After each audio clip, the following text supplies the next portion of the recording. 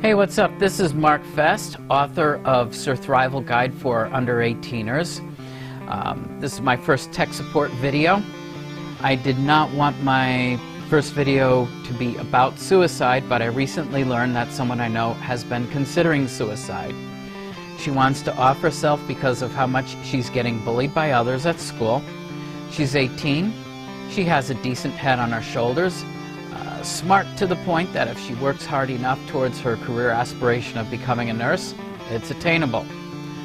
First thing I want to mention relating to if you are contemplating suicide is that if it's related to your coming down from drugs or alcohol, or in general a bad trip, immediately, like right now, drink as much water as you physically can. By drinking water, this will assist your body in metabolizing the offending chemical matter and removing it from your system. The next step, take advantage of your lowered inhibitions. Drunk dial anyone you trust to talk to you. Friend, family, teacher, suicide hotline, just make the call. And once you get yourself past the immediate crisis of the moment, I want you to consider the drink or drug and let it register in your mind. This is some bad shit. Not going to do that again, and please stick with that resolution. But back to that way too common issue, bullying. Yes, the shit dealers are everywhere. Always have been, always will be. In this girl's case, it's like that song from The Police circa 1983. You know how bad girls get. Some interface crap plus tons more behind the back talk is what she's dealing with. Supposedly, if she were a guy, she might have had the option of fighting, at least in the so-called glorious good old days, before a person defending themselves would not have to deal with being persecuted by authorities, either school or police, for self-defense, or having to deal with a trounce bully who gets a bunch of people to return and do a mass beatdown, 50 plus versus 1. Shows how much confidence they have in themselves. So why should you not kill yourself? Let me give you a little more to work with. First off, my own experience. Freshman year of high school, I had been pushed one particular day to the point of wanting to kill myself. My dad, of course, was at work. My mom was at a tax seminar in the city. And at the time that I left, I would have had 4 or 5 hours to myself to complete this, except for divine intervention in the form of a nasty cold that my mom had. She was home when I got home. My plans were thwarted. Since those days of high school hell, I have visited Spain and Morocco. I have seen both my sisters get married. I have written SurThrival Guide. I'm working on 2 other titles. I'm here for my nephew who's getting his license soon.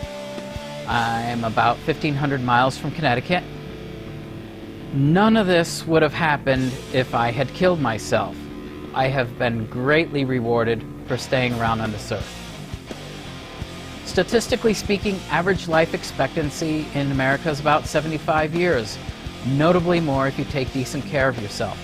So by that statistic, if you're under 25, less than a third of your life is past. If you're under 15, less than a fifth of your life is past.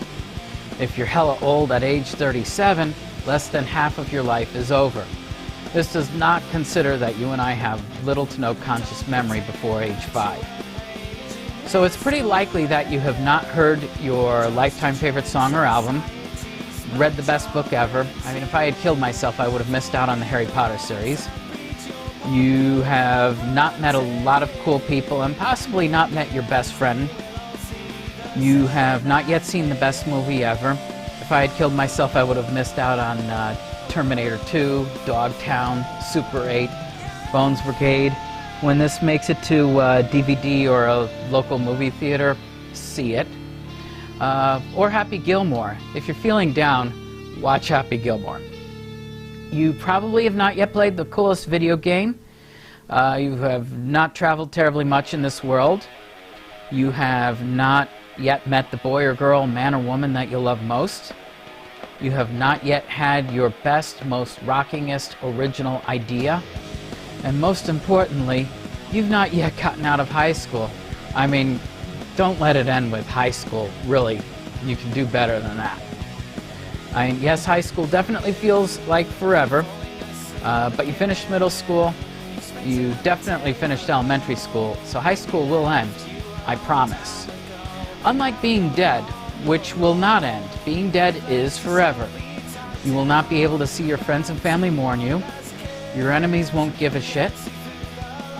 Everyone who cares about you, they're the only people who are going to be hurt, as the main thing they are going to remember for the rest of their lives is how you offed yourself. People will hesitate to mention your name even in the context of a happy story. Picture family and friends around a happy dinner table or some such, and someone makes the mistake of saying, "Remember how so-and-so used to?"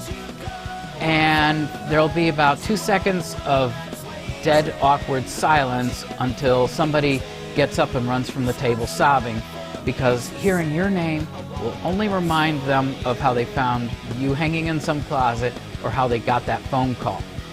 That's going to be your claim to fame in this world, except with the asshole bully shit dealers. They will not remember you at all. Unless you throw yourself overboard off a cruise ship at sea, you're going to be found hanging, overdosed, blood all over the place from wrist to neck, scraped off the front of a train. Whatever you do, someone's going to find you and be really traumatized by that. If you jump in front of a train, the engineers who drive that train are going to have to go through long-term, in-depth counseling to try to get the nightmares to stop. Somebody who is force-fed the suicide of a different person is never changed for the better. Now, next thing is that we need you here. I give you the analogy of hockey.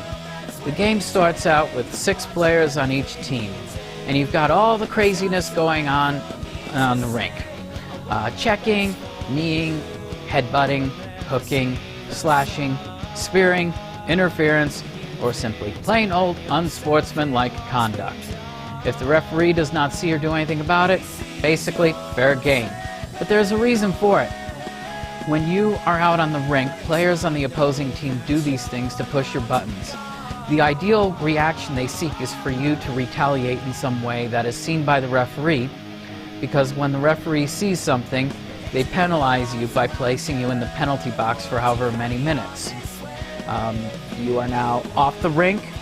The other team still has 6 people in play, but because you cannot be replaced for those few minutes, your entire team is penalized by only having 5 people out there. The opposing team then mounts what's called a power play to take advantage of your team's reduced numbers. Power plays from penalties is responsible for a lot of scoring between individuals and teams. It's what a major percentage of playing hockey is about. And even if you don't get placed in the penalty box, if they get you so flustered that you can't even shoot right, they'll settle for that too. Back to the game of life. On one team, you got the dickwads trying to pressure you out, and on the other team is the rest of us trying to mind our own business and get on with our lives. Shit dealers want to sideline you so they can put more pressure on the remaining good people in the world. Instead of a power play, they do power trip. They're going after you because they sense you're vulnerable, and if they are successful in sidelining you, either permanently through suicide or even temporarily by getting you to the point that you cannot function, they'll probably go after and redouble their efforts on somebody else. Why? Because that's what bullies and shit dealers do.